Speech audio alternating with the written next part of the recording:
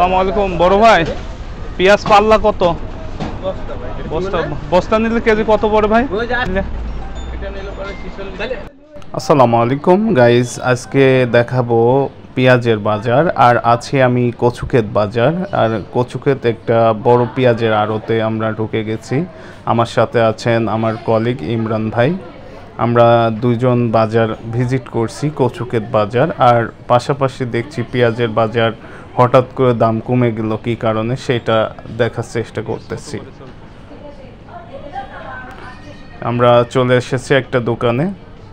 ভাইয়া পেঁয়াজ কত পাল্লা? বস্তা কত?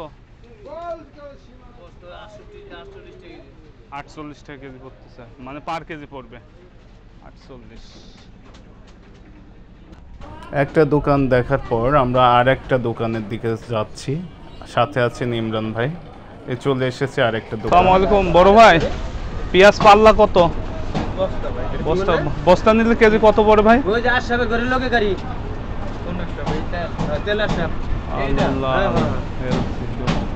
কত পড়ে ভাই বস্তা নিলে? পার কেজি কত পড়ে বস্তা নিলে? 46। এটা কি দেশি দেশি ভাই? হ্যাঁ, আপনি কি নিবেন এক বস্তা? এক বস্তার দাম সেরকম।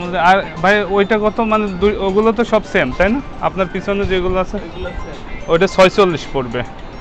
আর এটা হলো 48। এটা পাবনার মাল মনে হচ্ছে, পাবনা। হ্যাঁ, ফরিদপুর রাজবাড়ি পাংশা ওইদিকে।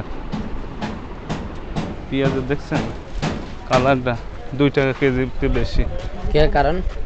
পেঁয়াজের কালার, এভরিথিং সবকিছু ভালো। আপনি কিনলে কি করবেন এক বস্তা মাল? দাম শুনলাম।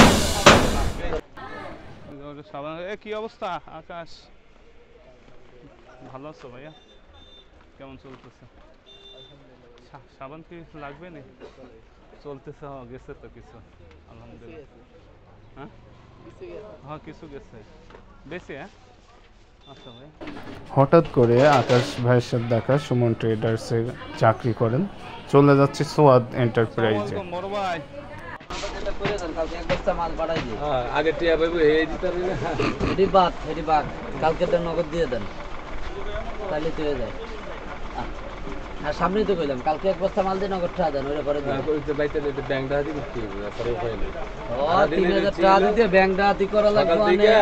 1500 টাকা বেচছি, বুঝে নেবার বেচা কিনে কি 1 তারিখের আগে অর্ডার মনে আমি দিমই না। আর 1 তারিখের ভিতরে আবার এক দিন আছে করতে। কোন 1 তারিখ? ওই আমি কি